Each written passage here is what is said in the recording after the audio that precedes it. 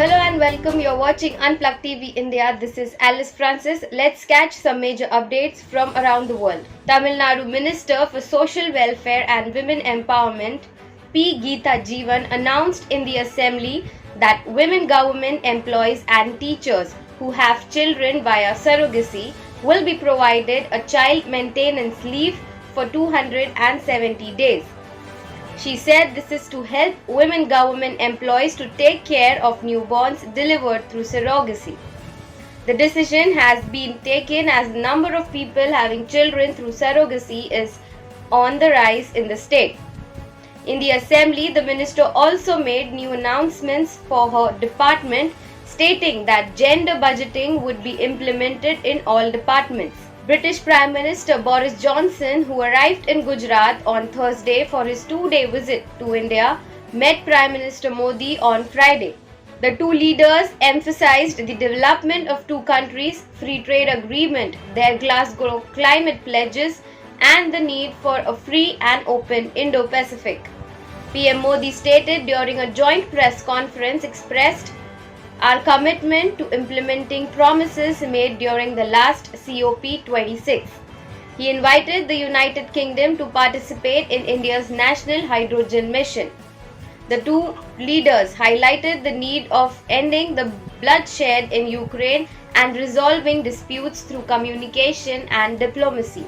Prime Minister Johnson and Prime Minister Modi signed a UK-India Comprehensive Strategic Partnership last year, pledging over £530 million in investment and committing to a closer bilateral cooperation in trade, health, climate, defense and security, as well as linking our people. During the virtual summit between Modi and Johnson in 2021, the India-UK relationship was raised on a comprehensive strategic alliance. The two countries also agreed to a 10-year roadmap to strengthen ties in areas including commerce and investments, defense and security, climate change, healthcare and people-to-people relations. The World Health Organization has strongly recommended the use of Pfizer's COVID-19 antiviral tablet Paxlovid for patients with mild form of COVID-19 who are still at a high risk of hospitalization. WHO also called it the best therapeutic choice for high-risk patients to date. Tablet is administered orally. Paxlovid is a combination of nirmatrelvir and ritonavir tablets. Amarinder Singh Raja Warren took charge as the chief of the Punjab Pradesh Congress Committee on Sunday in the presence of senior party leaders, MLAs and MPs from Punjab. After taking the charge as Punjab Congress chief, Warren gave a 3D mantra for strengthening the party. Discipline, dedication and dialogue will be my 3D mantra for working and strengthening the party, tweeted Warren. On the occasion, while talking to reporters, former Punjab Congress President Navjot Singh Sidhu slammed previous Chief Minister Amarinder Singh and Charanjit Singh Channi for the electoral debacle of the party in state assembly elections held earlier this year. Serum Institute of India CEO Adar Poonawalla on Friday warned against the return of the business as usual approach, saying, "We can't afford to put a price tag on the life of a citizen, as the pandemic is not behind us yet." The chief executive defended his call for lowering the vaccination gap to 6 months from the present 9 months to ensure that people don't see again the pains they underwent in the first two waves of the pandemic, and not for making money as he has already made enough. He said, "I have also offered vaccines for free to avoid waste, which I wouldn't have done if my objective was money." Poonawalla noted that his company had stopped production from December 31, 2021 just to avoid waste. Russia slapped travel bans on US Vice President Kamala Harris, Facebook chief Mark Zuckerberg, and dozens of prominent Americans and Canadians in retaliation for sanctions imposed over Ukraine.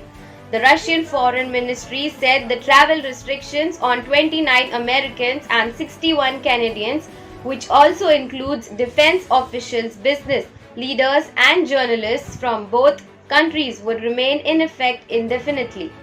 The US list includes ABC News television presenter George Stephanopoulos, Washington Post columnist David Ignatius, and the Russian-focused Meduza news site editor Kevin Rothrock. The US defense officials include Pentagon spokesperson John Kirby, the Deputy Secretary of Defense Kathleen Hicks. The list of Canadians is headed by Cameron Ahmed, who serves as Director of Communications to Prime Minister Justin Trudeau, and Canadian Special Operations Forces Commander Steve Boivin. The Foreign Ministry said the list was comprised of people responsible for the two countries' Russophobic policies. 18 Sri Lankan nationals fleeing the economic crisis in their country arrived in India on Friday and were accommodated at a refugee camp set up in Tamil Nadu's Ramananthapuram district. Among the 18 who crossed in two batches were children and women. The 18 will join dozens of others who fled Sri Lanka over the past weeks. Citizens say they could not even afford milk powder and slammed President Gotabaya Rajapaksa's government for its apathy towards its public. Sri Lanka is battling a crippling financial crisis due in part to a lack of foreign currency.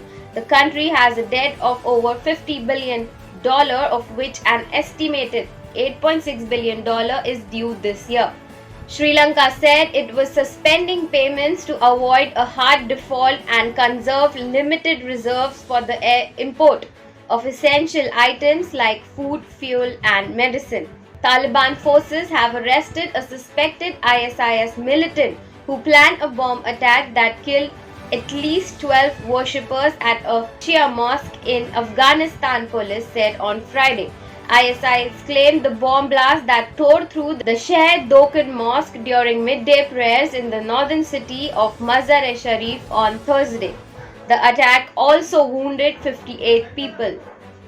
Balkh Province's police spokesperson Asif Waziri said Abdul Hamid Sangaryar was a key operative of ISIS. A United Nations mission of the Kyiv suburb of Bucha has documented that 50 civilians had been killed there, including by summary execution. During a mission to Bucha on the 9th of April, UN human rights officers documented the unlawful killing, including by summary execution of some 50 civilians there, said Ravina Shamdasani, spokesperson for the Office of the High Commissioner for Human Rights. In a rare sighting, a giant squid was found alive on a shore in western Japan. The squid was found on Wednesday at the Ugu beach in Obama, Fukui Prefecture. On Friday, a news agency tweeted a video of the squid washed ashore. It is more than 3 meters, which is 10 feet long and weighs approximately 80 kilograms. Giant squids live in the deep sea and it is unusual for one to be washed ashore alive.